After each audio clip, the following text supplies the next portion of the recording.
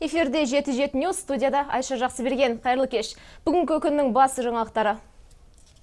Сәтті қадам жобасы аясында түлектер тұрақты жұмысқа орналаса алады. Аталмыш бағдарламаға ата-ана қамқорлығынсыз қалған және жоғары оқу орны мен орта арнаулы түлектері кіреді. Онлайн түріндегі кредит жүйесі енді үйіңізден шықпай-ақ қарызға ақша алып, кредит рәсімдеуіңізге мол мүмкіндік бар. Доллар теңге гүлдері қаржыңызды қампайтса, бірі Азия тілгөзден сақтайды. Енді бірі үйге құт бере әкеліп, мол байлыққа кенелтетіні рас па? Гүлдердің бұдан басқа қандай қасиеттері бар? Бірер уақыттан соң.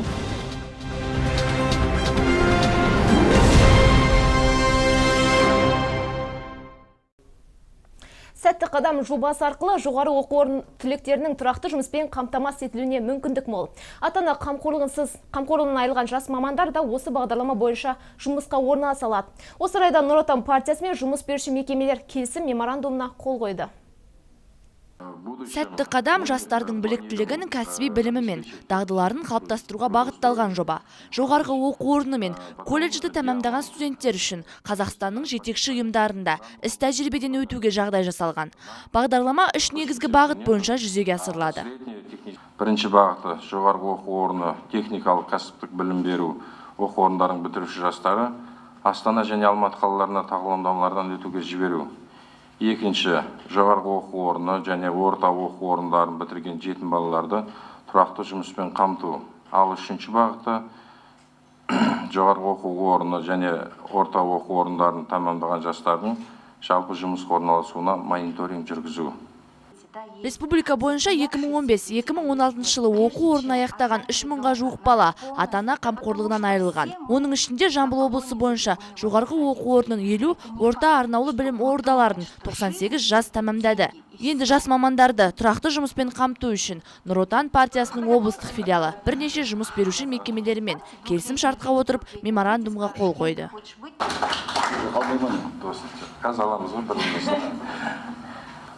Техниканы меңгерген крановщик, экскаваторщик дейтіндер бар. Одан кейін жаңа маман құрылысты өңдейтін құрылысшылар керек. Ол жетіспей жатады. Егер де үстіне құп болар еді, осы азаматтардан, жас азаматтардан бізге өзімізге жұмысқа, постоянно жұмысқа дейді ғой, сондағы алсақ.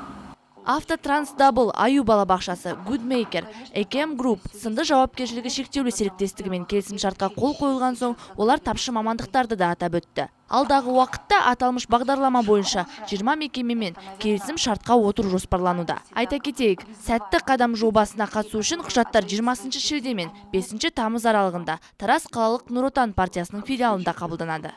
Жансұлу Дүйсенәлі, Серік Тәжібаев, 7-7 News. Өткен жылы тамыз айындағы теңгенің құнсыздануына байланысты еліміздің банктер халыққа несие беруін азайтқан болатын. Осыған байланысты тікелей желіде қызмет көрсетулер көбейді. Мана-иман қызмет түрінің несие беру мерзімі 1 ай, ал берілетін қаражаттың ең жоғарғы көлемі 150 мың теңгені құрайды. Мұндағы жеңілдіктің бірі қарыз алушы күтпеген жерден қиындыққа тап болса, төлеу мерзімін ұзартуға мүмкіндік алады. Егер реті келіп жатса, күннен бұрын несие төлеуге де болады. Кредиттің мұндай түрі кредит тарихына ешбір әсерін тигізбейді. Қарыз алушы азамат алдын ала тікелей желі қызмет арқылы несие төлеу уақытын ұзартатыны жайлы ескертіп қойса болғаны. Ең бастысы мұндай қызмет түрлері мен компаниялардың несие беру пайызы әдеттегі банктерден 1,5 есеге аз. Онлайн компания мамандарының айтуынша қарыз алушылар аз ғана көлемде қаражат ала алады. Сондықтан ешқандай қиындықтар тумайтын көрінеді. Елорда ел ертеңі. Бүгін Абай атындағы орталық кітапханада осы тақырыпта дөңгелек үстел өтті. Мақсат бас қаланың өткен тарихы мен бүгінгі кейпін кеңінен талқылап, жеткен жетістіктерін насихаттау. Сондай-ақ оқырмандар назарына кітап көрмесі ұсынылды. Толығырақ тілші бейнематериалында. Астана тәуелсіздігіміздің тұғыры, Қазақстанның жарқын бейнесі. Батыс пен шығысты жалғастырған алтын көпір. Бүгінгі дөңгелек үстелге жиналғандар бас қаламыздың 18 жылдығына орай атқарылып жатқан іс-шараларды талқылады. Еліміз тәуелсіздік алғалы бері жетістікке, көптеген жетістікке жетті десек қателеспейміз. Оның бірден бір гүлі, бірден бір үлкен сондай көрсеткіші ол елордамыз Астана қаласы. Елбасының сындарлы саясатымен, елбасының сондай бір көрегендігімен кірпіші қаланған елорда бүгінде әлемдік деңгейде қонақтарды қабылдауға мүмкіндігі бар қала болып өсіп келеді. Іс-шара барысында елбасының Евразия жүрегінде кітабы мен фотожурналист Шүкір Шахайдың Астана Қазақстанның жүрегі атты туындысы талқыланды. Сондай-ақ кітапхана ауласында журналдар әлемі көрмесі болды. Бүгін Тараз қаласы әкімдігі ішкі саясат бөлімінің жастар ресурстық орталығы коммуналдық мемлекеттік мекемесі Абай атындағы орталық кітапханамен бірлесіп Қазақстан Республикасы тәуелсіздігінің 25 жылдығына орай елорда ел ертеңі атты дөңгелек үстел өткізуде. Бұл шараның негізгі мақсаты жастарды патриоттық рухта тәрбиелеу. Елордада өтетін Экспо 2017 халықаралық көрмесінде Астана қаласы жасыл энергетиканы таныстыратын болса, екінші туристік аймақ болып тағайындалған Тараз қаласында көне шаһар көрсетіледі. Дина Али, Арман Сабыр, 7-7 Ньюс. Бүгін халық қаһарманы Ғазиз Байтасов атындағы оқу жаттығу полигонында 50 орындық әкімшілік ғимараттың ашылуы өтті. Іс-шараға арнайы Америка Құрама Штаттарының бас консулы келіп қатысты. Нысанның құрылыс жұмыстарына кеткен қаражатты америкалықтар көтерген. Толығырақ тілші тарқатады. С экстремизмом пало немало наших товарищей. Прошу почтить память всех павших сотрудников органов внутренних дел, военнослужащих Национальной гвардии минутой молчания. Соңғы кездегі лаңкестік оқиғалардан көз жұмған полиция қызметкерлерін еске алу үшін 1 минут үнсіздікпен басталған шара Америка Құрама Штаттарының бас консулының сөзімен жалғасты. Құрметті жиналған қауым, осы жылы біз ақш пен Қазақстан арасындағы қарым-қатынас орнауының 25 жылдық тойын атап өтеміз. Осыған байланысты біздің осында бірге болуымыз мен үшін үлкен зор. Екі қабаттан тұратын ғимаратта қару сақтайтын қойма, 50 адамға арналған 25 бөлме, асхана, медпункт және тағы да басқа қажетті тұрмыстық залдар бар. Нысан барынша жаңа технологиялармен жабдықталып пайдалануға толықтай берілді. Бұл ғимарат халықаралық есірткі саудасына қарсы күрес бағдарламасы бойынша Америка Құрама Штаттар қаржысына салынды. Және мұнда арнайы оқу кабинеттері бар. Бұл жерде құқық қорғау қызметкерлері қыс мезгілінде оқу жаттығу жиындарын өткізеді. Шара соңында ішкі істер департаменті мен құқық қорғау органдарының арасында қару атудан өткен 5-ші жазғы спартакиаданың қорытындысы бойынша жеңімпаздар марапатталды. Жарыс өте тамаша өтті. Төрешілік өте жоғары деңгейде өтті. Кішкене ауа райы қиындатты, әсіресе кеше қатты жел болып, жаңбыр болып, бірақ ең мықты бары шыдап жеңді деп ойлаймын. Қызметкерлер көп нәрсе өздерін көрсетеді, басқаларын үйренеді, өзінің сиқыры бар жаңағы. Профессиональный. Солар бір-бірін сұрап, біліп, танысып. Республиканың түкпір-түкпірінен 27 команда қатысқан жарыста жерлестеріміз жеңіс тұғырынан көрінді. Келген қонақтар естелік суреттерге түсіп, арнайы сыйлықтарға ие болды. Нұрболат Жолдасбек, Арман Сабыр, 7-7 Ньюс.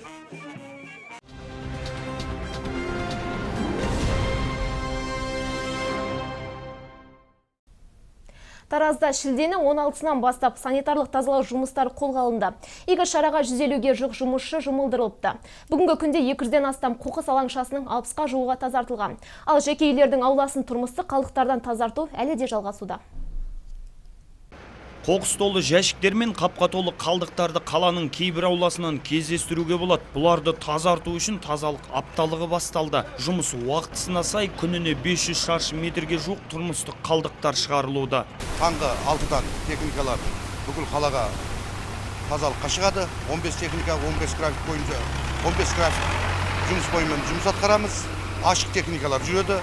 Мұны қазір көргендегідей техникалармен қасындағы арнаулы техника ала алмайтын күл қоқыстарды осындай ашық техникамен тазалыққа.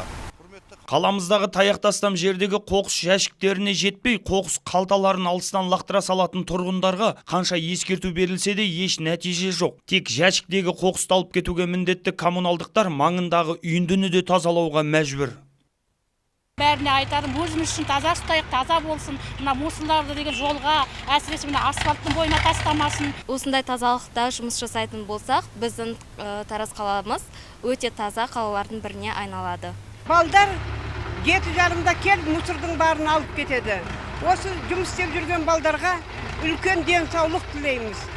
Жыл санап Тараз шаһар аумағы кеңейіп келеді. Сондықтан алдағы уақытта тазалау техникасында талапқа сай жаңғыртуға күш салынбақ.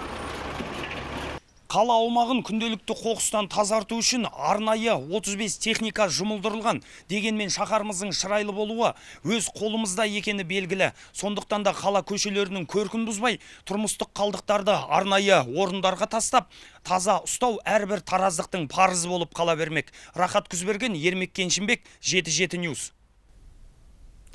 Соңғы кездері халық арасында гүлдерге қатысты ырымдарды жиі естуге болады. Бірі гүлдер тіл көзден сақтайды десе, енді бірі үйге құт береке әкеліп, мол байлыққа кенелтеді дейді. Бұл ұғым нәзік жандылар арасында кең таралған. Ал Тараз қаласында қандай гүлдер сұранысқа ие? Олардың ерекше қасиеттері бар ма? Толығырақ келесі бейнематериалда. Бұл әйел бақты, ана жүрегі вриазия, орхидея, кротон, долла және теңге гүлдері. Елімізге Голландиядан тікелей жеткізілетін бөлме гүлдерінің әрқайсының өзіндік қасиеті бар екен. Мәселен, әйел бақты гүлі жанұяға береке сыйласа, вриазия тіл көзден сақтайды. Бұлар әсіресе жаз мезгілі мен мереке күндері көптеп сатылады. Гүл сатушылардың айтуынша қазір бөлме өсімдіктердің ішінде ақша шақыратын гүлге сұраныс жоғары. Ең қызығы, арнайы тапсырыспен сатып алатын тұрғындар көп. Қазіргі уақытта бізде көп сұраныста болатын ақша шақыратын гүлдер, олар екіге бөлінеді. Долларовый гүл, замякулькас и денежный. Алушылар біздің қалада көп, үздеп сұрап келетіндер көп. Алушылар көп, сыйлық ретінде көп алады. Біз оларды Голландиядан заказбен алдыртамыз. Күніне арғалай 20 шақты, 10 шақты адамдар келіп алып кетеді гүлдер. Гүлдер тек бөлме сәнін келтіру үшін ғана емес, сондай адамға эстетикалық ләззат сыйлап, көңіл күйінің көтеріңкі болуына да әсерін тигізеді. Дегенмен гүлдің құдіретіне сенетіндер қала тұрғындарының арасында да баршылық. Ақша шақыратын бөлме гүлдеріне қатысты ырымдар туралы әр адамның пікірі әрқилы. Жоқ, ондайға сенбеймін. Бірақ естідім, жапырақтар майда-майда гүлдерші ақша шақырады дейді. Бірақ өз басым сенбеймін. Можно. Жалпы ақша шақыратын гүлдер туралы естіңіз бар ма? Қандай? Ақша шақыратын гүлдер туралы. Ну денежное дерево, как обычно. Да. Жалпы үйіңізде бар ма? Бар. Оны арнайы сатып алдыңыз ба де? Жоқ. Отросток алғам, соны өсіргем. Оны біреудің нұсқауы бойынша алдыңыз ғой, ақша шақырады деп? Анада интернеттен оқып алғанбыз. Естуім бар, ақша шақыратын гүлдер туралы. Егіп, бізде кабинетте өзім жұмыс істеймін, кабинетінде сол постоянно тұрады. Бірақ білмедім, оның қалай әсер ететінін о жағын білмеймін, бірақ онда гүл туралы естігем, білемін. Мен енді өзім ондайға сенбеймін.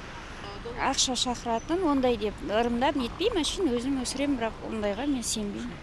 Көпшіліктің сұранысындағы долла және теңге гүлдері, сондай орхидея, сансеверия сынды гүлдердің қасиетіне сеніп, бөлме гүлдерін өсірушілердің саны көбейген. Алайда мамандар отбасылық тұрмыстық жағдай мен денсаулықтағы кінәратты ешбір гүлмен толық байланыстыруға болмайды дегенді алға тартады.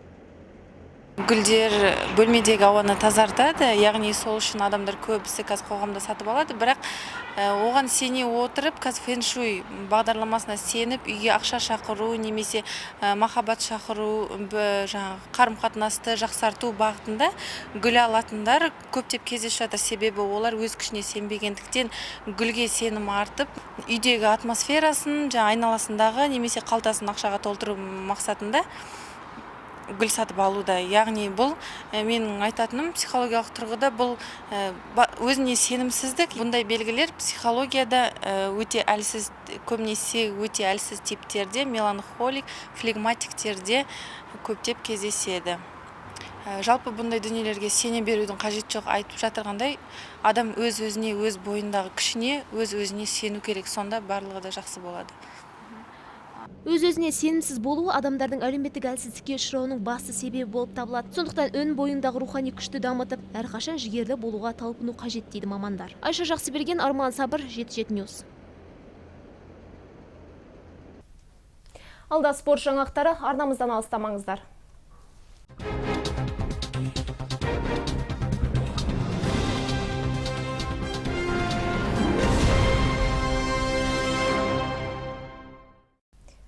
Астана Астана футбол клубы Литвалық Жальгирис командасын жеңіп, чемпиондар лигасының 3-ші кезеңіне шықты. Астана арена стадионында жалғасқан жауапты матч 2-1 есебімен аяқталды. Жеңіс голы қосымша минутта соғылды.